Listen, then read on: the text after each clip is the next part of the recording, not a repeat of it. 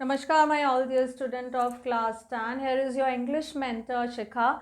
First flight book is going on. We have completed many chapters, and today in this video I'll cover the compact course series of chapter 8, Mishbal the author, written by Gavin Maxwell.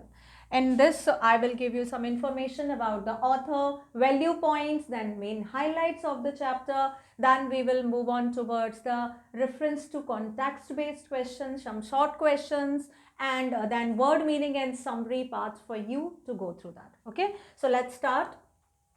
First, Gavin Maxwell, born on 15th July 1974 and died on 7 September 1969. This is the writer and he was a Scottish naturalist.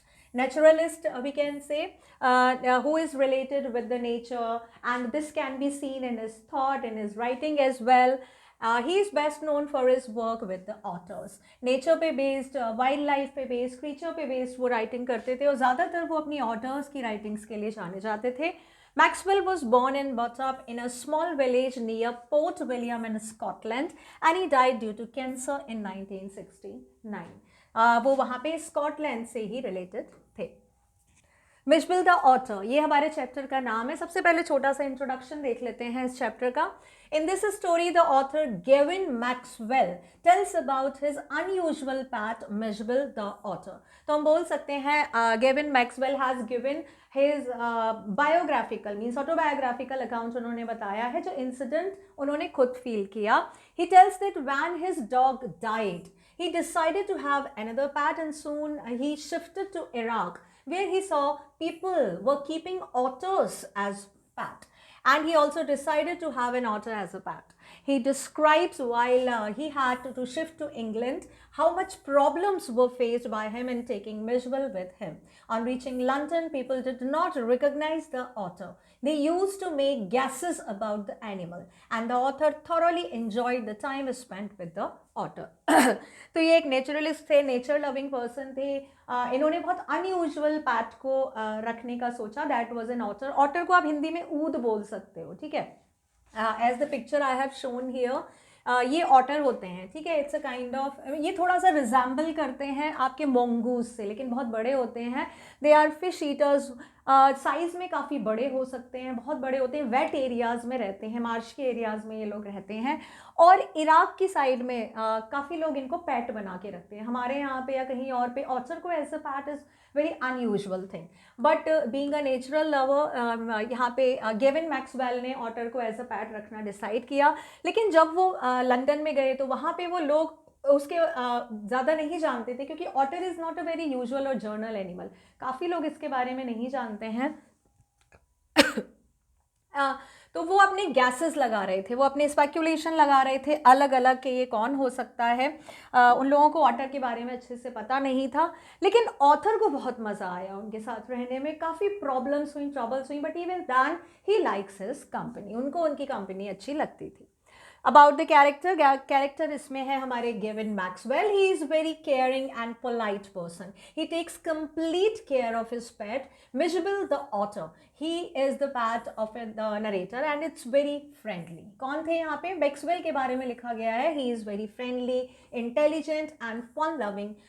और वो जो जिन्होंने otter रखा था वो भी बहुत ज़्यादा कैसा था, बाद में, पहले नहीं, पहले तो वो बहुत अनयूजुअल था.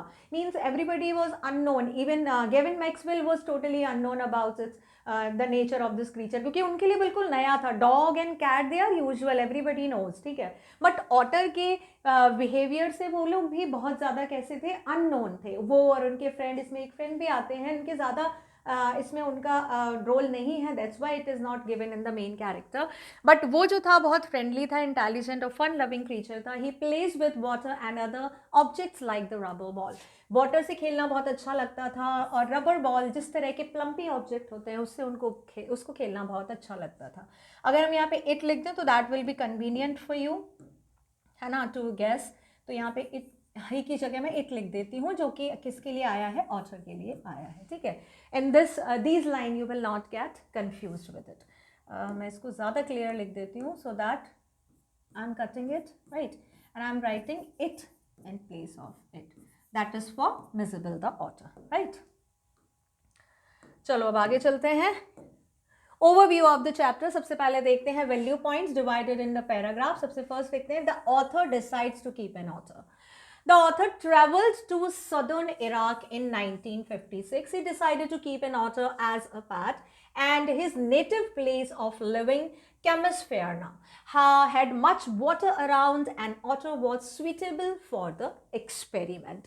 तो यहाँ पे जो मैक्सवेल हैं वो जाते हैं 1956 में, कहाँ जाते हैं, सदर्न इराक में जाते हैं। वहाँ पे वो ऑटर को देखते हैं एज अ पैट, ठीक है। उनका डॉग तब तक मर चुका होता है, उनके पास कोई पैट नहीं था, तो he was just dyingly in the need to keep a pet. वो रखना चाहते थे, उन्होंने वहाँ पे ऑटर को देखा और उन्होंने डिसाइड कर लिया कि ठीक है मैं इसको रखूँगा अपने पास as is native place of living. जो उनका नेटिव प्लेस था केमिस्फेयरना, वहाँ पे काफ़ी पानी था, तो that was a suitable place to experiment. केमिस्फेयरना उनका जहाँ पे वो रहते थे, क्योंकि जो ऑटर होते हैं दे नीड मार्शी और वेट एरिया ना टू लिव, उनको वहाँ पे रहना अच्छा लगता है। They are the kind of creature, क्योंकि वो सी क्रीचर्स भी काफ़ी ज़्यादा सी क्रीचर्स भी खाते हैं। They are eater of fish and crabs खाते हैं, वो वेट एरिया में ही मिलते हैं।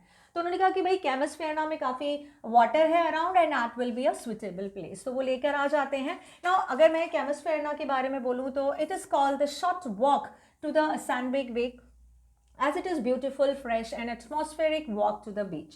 It gives you the peace and a freshly mind to think openly. तो सैंडेग बे बीच के बारे में बताया गया है कि केमिस्फेयरना पे जो बीच है वहाँ पे काफ़ी अच्छा एनवायरनमेंट रहता है, that is good for walk as well as for the creatures like otter as well. Peace loving, peaceful है एंड फ्रेश एनवायरनमेंट है वहाँ का, जहाँ पे वो रहते थे, उनका नेटिव प्लेस था। The author and his friend traveled to Basra. Number 2, उनके फ्रेंड के बारे में थोड़ा सा यहाँ पे आया है information. When the author mentioned about his wish to keep an otter as a pet to his friend, he suggested him to take an otter from Tigris marshes as they are quite common there. Now Tigris is a river, okay, and marshes are called wet area. थोड़े से wet areas बोले जाते हैं, गीली जगह बोली जाती हैं जहाँ पे थोड़ा पानी होता है। बहुत लंबे लंबे प्लांट्स नहीं होते हैं, ग्रीन एंड वुडी प्लांट्स नहीं होते, छोटी छोटी घास के फॉर्म में प्लांट्स होते हैं वहाँ पे, एंड वही उसी मार्शी एरिया में ऑटर जैसे क्रीचर्स पाए जाते हैं। तो टिग्रिस आइलैंड, जो टिग्रिस नदी है, टिग्रिस नदी के पास इस तरह के काफ़ी वेट एरियाज हैं जहाँ पे ऑटर्स मिलते हैं। तो उन्होंने, उनके फ्रेंड ने उनको सजेस्ट किया कि if you want to keep an otter तो वहाँ से लो, टिग्रिस मार्शेस से लो, that these otters are very common to be found there.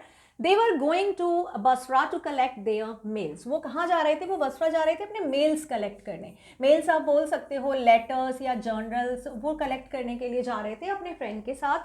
The mail of his friend reached, but his mail did not arrive. अब वहाँ पे जब वो पहुँचते हैं तो उनका फ्रेंड का जो था लेटर वो तो आ गया था, लेकिन उनके लिए कोई भी इंफॉर्मेशन नहीं आई थी। Means he has just demand for this order, लेकिन उसका कोई भी इंफॉर्मेशन वहाँ पर नहीं आया था। The author's mail arrives and he gets the author. The author sent a telegram to England as his mail had not arrived. For 3 days there was no reply. He tried to make a phone call, but due to some problem he was not able to get through. Finally, after 5 days, his mail arrived. Once his mail arrived, he went to his room to read it. There he saw 2 Arabs with the author. They told that it was for him. अच्छा, वो Telegram लिखते हैं England में, लेकिन उसका कोई भी उत्तर नहीं आता है, कोई भी रिप्लाई नहीं आता है। 3 दिन हो जाते हैं, उनके फ्रेंड का रिप्लाई आ जाता है। उसके बाद वो फ़ोन कॉल भी करते हैं कि भाई क्या प्रॉब्लम है। अभी तक he was not able to get the reply for the otter जो उन्होंने बोला था। फिर 5 दिनों के बाद उनका मेल, उनका लेटर आता है, और जैसे ही वो उनका मेल आता है वो अपने घर जाते हैं उसको पढ़ने के लिए, और वहाँ पर वो देखते हैं कि 2 अरबी खड़े होते हैं, उनके पास ऑटर होता है, and that otter is for him. वो ऑटर जो उन्होंने बोला था अपने लिए वो उसके लिए ऑटर होता है, ठीक है। तो यहाँ पे हमने देखा कि वो काफ़ी वेट कर रहे होते हैं। जब वो बसरा जाते हैं मेल लेने के लिए, फ्रेंड का आ जाता है, उनका नहीं आता, थोड़ा टाइम के बाद आता है, but as he reached home वहाँ पे 2 अरब मिलते हैं जिनके पास ऑटर होता है उसके लिए। Now strangeness of the otter, क्या अजीब चीज़ें होती हैं, पेक्यूलियर चीज़ें होती हैं ऑटर के लिए। The otter changed the life of the otter. The otter came onto the tiled floor from the sack. At once it appeared like a small dragon. From head to tail, his body was coated with mud. In between the mud, a velvet fur-like creature resembling a chocolate brown mole appeared. There was a lot of dust on his body. It took the otter a month's time to remove all the dust from his body.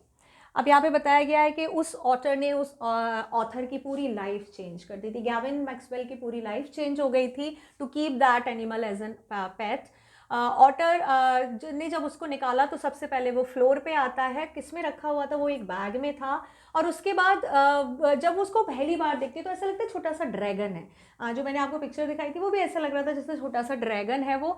उसकी पूरा head से लेके tell तक जो पूरी body थी वो mud में कोटेड थी. एक्चुअली वो मार्शी एरिया से आया था, वेटलैंड से आया था. वो वहीं घूमते हैं, वहीं सोते हैं, वहीं खाते पीते हैं, चलते कूदते हैं. पूरी बॉडी पे उनकी अच्छे से जो मड होती है वो कोट हो जाती है, चिपक जाती है. मीन्स थोड़े टाइम के बाद ऐसा लगता है it has just become a part of their body, ऐसा लगने लगता है. तो बहुत सारी मड लगी हुई थी उनके. एंड इस बिटवीन और इस कहीं कहीं पे जहाँ पे उसकी बॉडी दिख रही थी वहाँ पे वेलवेट फर लाइक का क्रीचर दिख रहा था जो कैसा रिजेंबल कर रहा था? चॉकलेट ब्राउन मोल अपीयर. ऐसा लग रहा था जगह जगह थोड़े थोड़े से चॉकलेट के मोल्स रखे हुए, मतलब कहीं कहीं से उसके मोल्स इज कॉल्ड स्पॉट्स दिख रहे थे, राइट. तो जो ऑटर था वो चॉकलेट ब्राउन कलर का था, लेकिन उसके ऊपर मिट्टी इतनी सारी लगी हुई थी कि उसका जो एक्चुअल कलर था वो नहीं दिख पा रहा था. तो मिट्टी जहाँ पे भी लगी हुई थी पूरी बॉडी में कहीं कहीं पे उसके एक्चुअल वेलवेट जैसे फर दिखाई देते थे जो चॉकलेट ब्राउन कलर के अपीयर होते थे. There was a lot of dust. उसकी बॉडी पे, पूरी बॉडी पे बहुत ज़्यादा डस्ट थी. और गेविन को लगभग 1 महीना लग गया उसकी बॉडी से धीरे धीरे डस्ट निकालने में, क्योंकि स्टार्टिंग में तो वो फ्रेंडली ही नहीं था. तो he was not let given any two do anything. तो बहुत ज़्यादा टाइम लग गया उसको. नाउ नेक्स्ट देखते हैं डोमेस्टिकेशन ऑफ द ऑटर. उन्होंने उसको डोमेस्टिकेट कैसे किया? आप बोल सकते हो कि उसको कैसे टेम बनाया, ठीक है, पेट कैसे बनाया उनको. The author, the narrator name the otter as Mijbil. उसने क्या नाम रखा? Mijbil. In short he was called as Mij. उसका शॉर्ट फॉर्म में मिज बोलते थे. For the first 24 hours the otter was neither unfriendly and not friendly.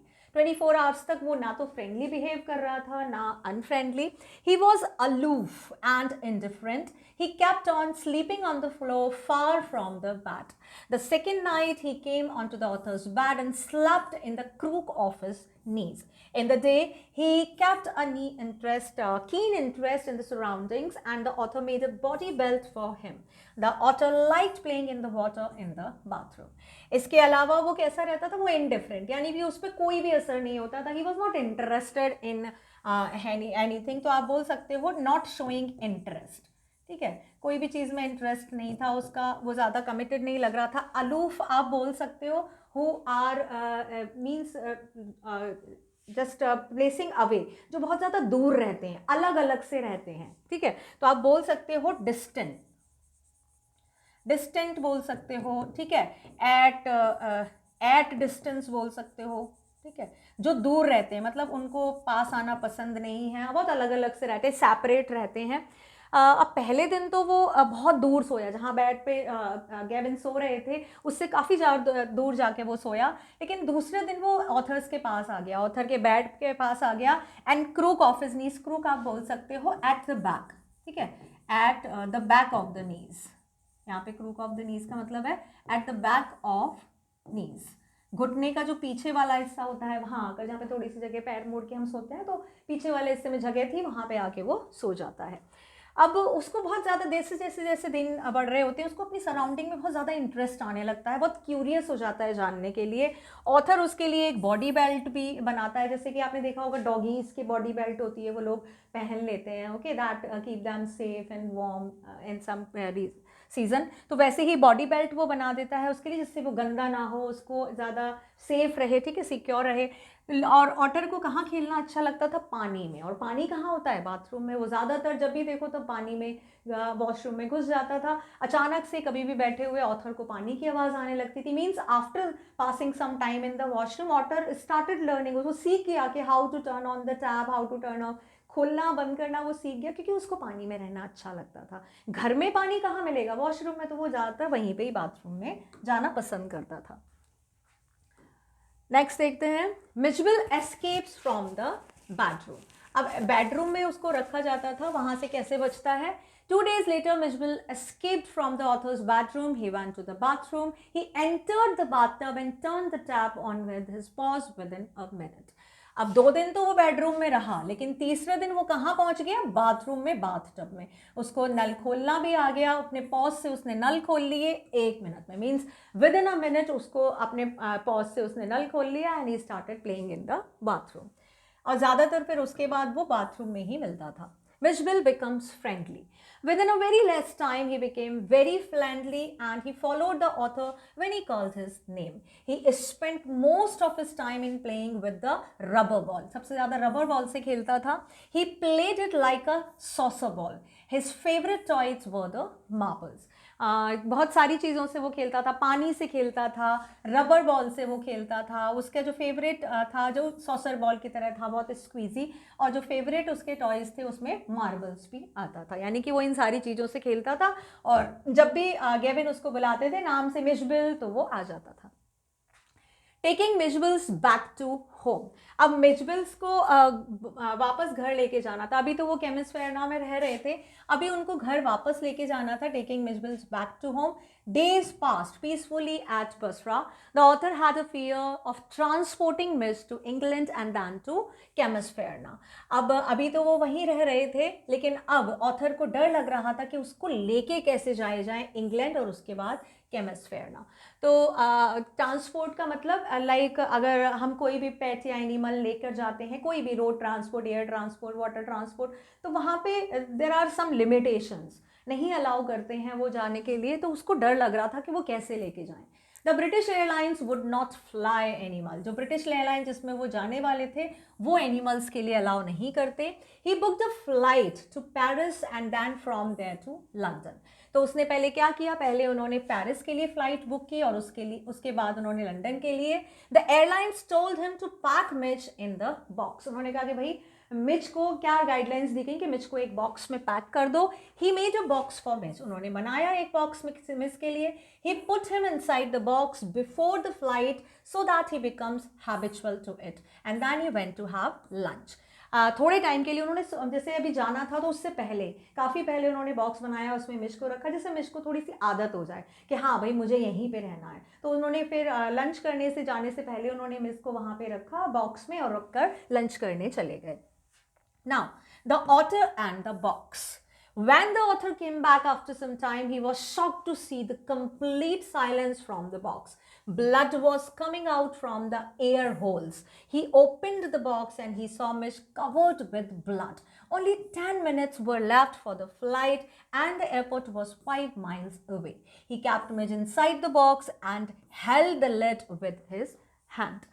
अभी जब वो खाना खा के लंच करके वापस आते हैं तो वो शॉक हो जाते हैं, वाई कोई आवाज़ नहीं आ रही थी, बिल्कुल silent, because otter was not a kind of animal जो चुपचाप बैठ सकता है। बॉक्स बिल्कुल शांत। तो उन्होंने खोल के देखा, जो एयर होल्स उन्होंने बनाए थे बॉक्स में उसकी ब्रीदिंग के लिए, वहाँ से उन्होंने देखा कि जो ब्लड बाहर आ रहा था, क्या उन एयर होल से ब्लड बाहर आ रहा था। जैसे उन्होंने बॉक्स को खोला, उन्होंने क्या देखा कि वहाँ पर जो ऑटर है, he was covered with the blood. उसने अपने आप को काफ़ी स्क्रैच कर लिया था, because he was confined in a box. खुले जगह में रहने वाले वो लोग हैं, उनके लिए ओपन एरिया है, एंडलेस एरिया है रहने की जगह। और उसके बाद वो घर में था, घर में भी काफ़ी जगह थी घूमने के लिए, वो कहीं भी जाता था, बट अभी वो एक बॉक्स में था। तो because of the irritation and because of the confusion he started scratching to his own. तो काफ़ी स्क्रैच्ड पड़ गए थे उसकी बॉडी पे, उनमें से खून निकलने लगा था।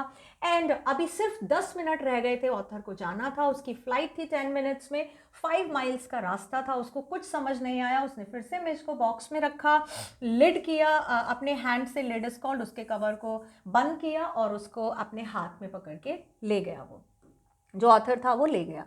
The author leaves for airport. अब ऑथर को कहाँ जाना था, ऑथर को एयरपोर्ट जाना था। वहाँ से सीधे the author sat in the car with the box beside him. अपने पास उन्होंने कार में बॉक्स रखा। The driver drove the car very fast. Just when the aircraft was about to take off, he was rushed through it to by the angry official at the airport.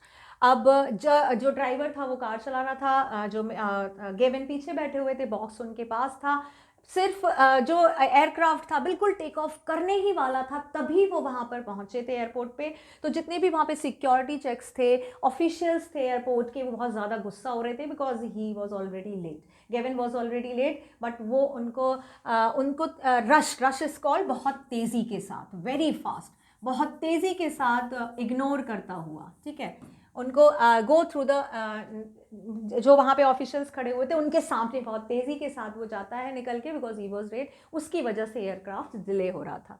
Now अब वो वहाँ पर पहुँच जाता है, the author in the aircraft. अब aircraft में क्या होता है, he had book the front seat for him, उन्होंने अपने लिए फ्रंट सीट बुक की थी। He covered the floor around his seat with the newspaper, जो आगे का फ्लोर था उन्होंने पूरा न्यूज़पेपर से कवर कर दिया। He give a parcel of fish to the air hostess for the otter, she suggested him to keep the otter on his knees. उन्होंने एक फिश का पार्सल दिया एयर होस्टेस को, because otters are fish eater, तो उसका खाना था, उन्होंने एयर होस्टेस को दे दिया। Now air hostess suggested him कि don't keep him at the floor पे नहीं रखना, इसको सेफ नहीं होगा, आप इसको अपने घुटने में रखिए, अपनी गोद में रखिए। ये एयर होस्टेस का सजेशन था जो उन्होंने उसको दिया। Mijbil goes out of the box. अब उसके बाद क्या होता है यहाँ पर एयरक्राफ्ट में, Mij was out of the box at once. थोड़ी देर के बाद, थोड़ी देर तक तो एवरीथिंग वॉज फाइन, बट थोड़ी देर बाद वो बॉक्स से बाहर आ जाता है। ही डिसअपियर्ड इन द एयरक्राफ्ट, अब बाहर आने के बाद वो खो जाता है। There was a woman shouting a rat in fear. The otter tried to catch the otter, but he failed. The air hostess told him to be seated and said that she would find the otter for him. Very soon the otter came near the otter and climbed on his knees. He started rubbing his face and neck with his nose. अभी यहाँ पर बताया गया है कि without the information, okay, writer को पता भी नहीं चला गेविन को, और जो ऑटर था वो बॉक्स से बाहर निकल कर चला गया। वो ही वॉज विजिटिंग, ठीक है, वो राउंड ले रहा था पूरे एयरक्राफ्ट में, तो अचानक से किसी वुमेन के पैर के पास से वो निकलता है। तो जब उसको फील होता है वो अचानक से चिल्लाने लगती है, रैट रैट, उसको नहीं पता था ऑटर है। तो जब ये शाउट होता है गेविन को पता चल जाता है कि ऑटर इज आउट समवेयर। तो जहाँ वो चिल्लाती है वो वहाँ ढूंढने की कोशिश करता है पूरे एयरक्राफ्ट में, लेकिन वो नहीं मिलता। एयर होस्टेस कंसोल्ड हिम के don't worry, I will find him. वो उसको ढूंढ लेती है और उसको वापस ला के देती है, और जब वो उसको वापस ला के देती है तब जो ऑटर था वो उसके नीज पर, जहाँ पे वो पहले बैठा हुआ था वहाँ पर वो बैठ जाता है। उसके बाद it started rubbing his face and neck with his nose.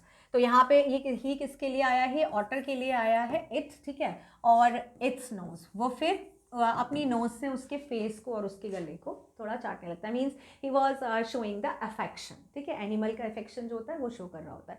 तो हमने देखा अभी कितना ट्रबल हुआ राइटर को, means he just wanted to take the author without any information, और exactly the opposite happened. किसी को नहीं पता चलना था, बट उसकी वजह सबको पता चल गया कि हाँ there was an author.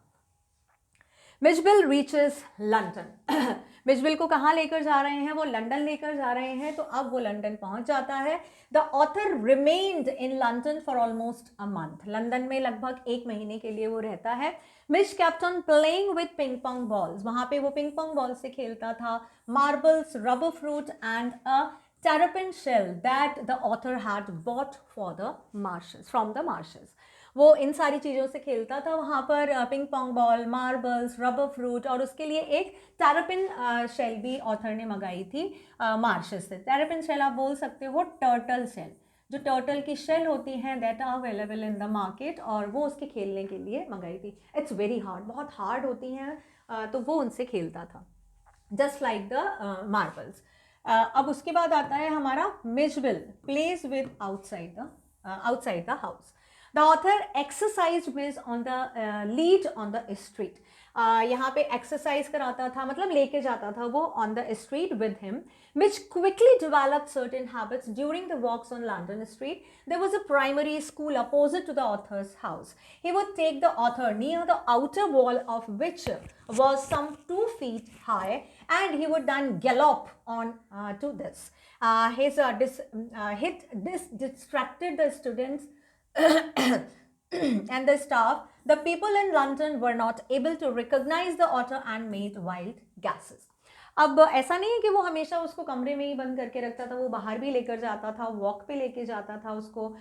तो वो जब स्ट्रीट पे, लंदन की स्ट्रीट पे जहाँ पे वो रहता था, लेके जाता था, वहाँ पे उसके पीछे एक प्राइमरी स्कूल था। तो वहाँ पे उस जब भी वो उसको लेकर जाता था, तो ऑथर जब भी उस वॉल के पास जाता था, वहाँ पे 2 फीट की एक वॉल थी, जब भी वो उसके पास जाता था तो जो मिशबिल था वो गैलॉप करता था। गैलॉप आप बोल सकते हो हॉप, या उसको स्किप करता था, बहुत बड़ी सी जंप करता था, क्योंकि 2 फीट बहुत ज़्यादा बड़ा नहीं होता है। मिशबिल कैन गो थ्रू दैट, ठीक है। तो वो उस पर हॉप करता था, उसको अच्छा लगता था। तो जब भी वो जाता था, वो स्टूडेंट और स्टाफ जब उसको नोटिस करते थे, वो प्राइमरी स्कूल के जो बच्चे छोटे छोटे थे, जो स्टाफ था, वो उसको नोटिस करते थे, तो वो अलग अलग वाइल्ड गैसेस लगाते थे, अलग अलग नेम देते थे कि ये वाला एनिमल है, ये एनिमल है, हमने कभी नहीं देखा, this is a very strange unique creature, ये भी होता है क्या यहाँ पे यूनिवर्स में, we were unknown about that. तो इस तरह के स्पेक्यूलेशंस लगाते थे, गैसेस लगाते थे उसके बारे में। Why? Because they don't know anything about otter, उनको ऑटर के बारे में कोई भी चीज़ पता नहीं थी। तो ये एक तरह से देखा जाए तो ये ऑटर का और जो गेविन का जो रिश्ता था, means somewhere Gavin find very strange to be with otter, and somewhere because of the otter, Gavin catches the attention or the attraction of the other people as well. Chapter के highlights देखते हैं हम। After the death of his dog, the author decided to keep an otter as his pet. As per his friend's suggestion, he got an otter from the Tigris marshes. The author felt that coming of the otter started a new phase of his life. The otter first appeared as the small dragon. He was coated with mud. It took a lot of time and effort for the author to remove the dust. The otter loved to play with water and could not stand still in front of it. He also loved to play with the rubber ball. Marble toys were his favorite. After some days, the author had to come back to London, and the transporting of Mishbill to London became a problem. British Airlines did not permit animals on the flights. Another airline agreed to take the animals if packed in a box. The author made a small box for the otter. While in the plane, the otter escaped from the box, and some passengers shouted and stood on their seats on seeing the otter in the plane. At last, the otter came back and settled on the otter's knees.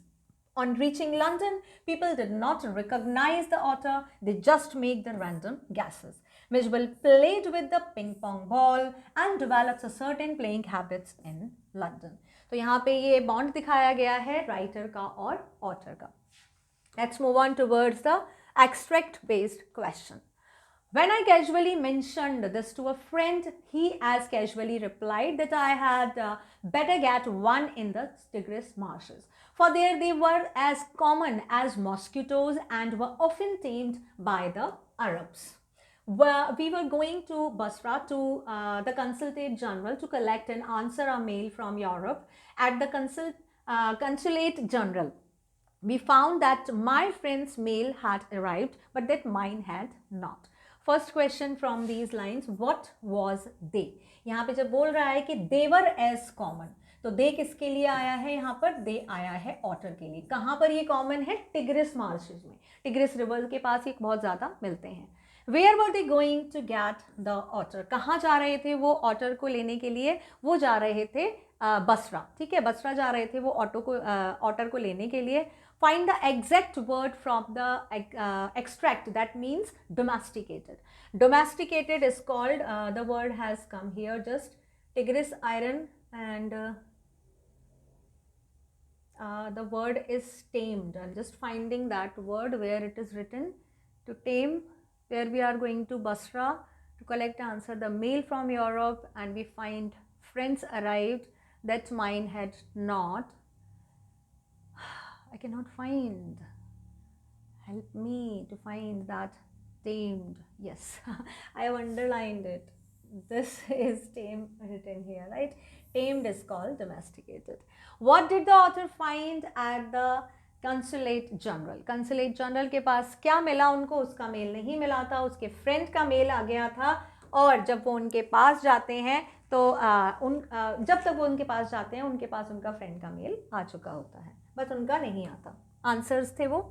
Mishbil, as I call the author, was in fact of a race previously unknown to science. This is extract number 2, and was at length christened, but Julist Leutrogale, that is Perceptella maxwelli or Maxwell's otter. Now, for the first 24 hours, Mishbil was neither hostile nor friendly. He was simply aloof and indifferent, choosing to sleep on the floor as far from my bed as possible. जहाँ पे भी my आया है या I आया है, वहाँ पर आप क्या लिखोगे अगर कभी भी आता है तो वो नरेटर। ये इस चैप्टर के लिए नहीं है, ये हर चैप्टर के लिए है। जहाँ पे भी I या my होता है वहाँ पे उसका मतलब होता है narrator. So first question from these line, who was Mishbil? तो Mishbil कौन था? Mishbil was an otter, वो एक otter था। How did the otter behave for the first 24 hours? तो जो ऑटर था वो पहला फर्स्ट 24 आवर्स कैसे बिहेव कर रहा था? वो बहुत ज़्यादा neither hostile nor friendly. Hostile आप बोल सकते हो डिसोबेड पर्सन, ठीक है, या against the thought, the opinion, ठीक है, आप ऐसे बोल सकते हो कि वो अलग होता है, थोड़ा सा अलग होता है, अपोजिट बिहेवियर शो करता है, थोड़ा सा जिद्दी बिहेवियर, ठीक है, थोड़ा सा डिग्रेडेड डिसोबेड बिहेवियर वो शो करता है। तो वो वैसा भी नहीं था, वो फ्रेंडली भी नहीं था, वो थोड़ा सा अगेंस्ट ओपिनियन भी नहीं था, वो कैसा था? He was aloof and indifferent, ठीक है। Aloof is called, he was being at a distance, वो थोड़ा दूर दूर रह रहा था, बहुत ज़्यादा पास नहीं आ रहा था, उसको कोई इंटरेस्ट भी नहीं आ रहा था किसी भी चीज़ में। तो अलूफ था, इनडिफरेंट था, ज़्यादा हॉस्टाइल भी नहीं था और फ्रेंडली भी नहीं था। Find the exact word from the extract which means having no peculiar interest. किसी चीज़ में कोई भी इंटरेस्ट नहीं होना, उसके लिए हमको एक वर्ड ढूंढना है, that is called indifferent, right? Why is the otter called Maxwell's otter? Maxwell's के otter क्यों बोला गया है उसको? क्योंकि यहाँ पे जो लिखा गया है, जूलॉजिस्ट थे, दैट वाज पर्सिप्लाटा मैक्सवेली, और मैक्सवेल्स ऑटर उनको क्यों बोला जाता था? क्योंकि ही वाज द जूलिस्ट, ये जूलॉजिस्ट थे जिन्होंने उसको क्रिसेंट किया था। Crescent is called the naming ceremony, जैसे हमारे हिंदू रिलीजन में होती है, नामकरण संस्कार रखा जाता है ना, उस दिन नाम रखते हैं, पूजा पाठ होती है, उस तरह का कुछ जो किया जाता है। तो same as in Christian, this crescent is the ceremony जब बच्चे का नाम रखा जाता है, and then legally officially he और she is regarded as a member of the church, उसको चर्च का मेंबर उस दिन अनाउंस किया जाता है। तो ये सेरेमनी थी, वो किसने की थी? वो उसकी मैक्सवेली ने की थी, परसेप्टिलाटा मैक्सवेली ये नाम था उनका जूलॉजिस्ट का, इसीलिए उसको मैक्सवेल ऑटर कहा जाता है, वो मैक्सवेल का ऑटर उसको बोला जाता है, ठीक है। Answers now, short answer type questions देखते हैं। How did Mitch spend his time? Mitch spent most of his time in play, ज़्यादातर खेलता था वो। He spends hours shuffling the rubber ball around the room like a four-footed saucer player. जैसे saucer player होते हैं 4-footed, वैसे ही shuffle करता था रबर बॉल को इधर से उधर पूरा around the room में। His real play was when he used to juggle small objects between his paws. And marbles were his favorite toy for his pastime. Marbles से वो juggling करता था। Juggling you must have seen, आपने circus में देखा होगा, वो 3-4 object के साथ जगलिंग करते हैं ना, means no object is falling down, तो उस तरह की वो जगलिंग करने की कोशिश करता था, और मार्बल के टॉयज होते थे उससे वो बहुत ज़्यादा खेलता था, वो उसका फेवरेट टॉयज थे वो। Why was Miss packed inside the box? Miss was to be transported to England and the airlines insisted the narrator to pack him in the box. एक एयरलाइन ने तो मना कर दिया था, डिनाइड ब्रिटिश एयरलाइन ने, तो उन्होंने पहले पेरिस फिर लंदन के लिए बुक किया, उन्होंने एयरलाइन ने उनको कंडीशन दिया था कि you have to take the author in a box, and that's why he was packed. How did the narrator reach the airport? Did he reach there on time? How and did he?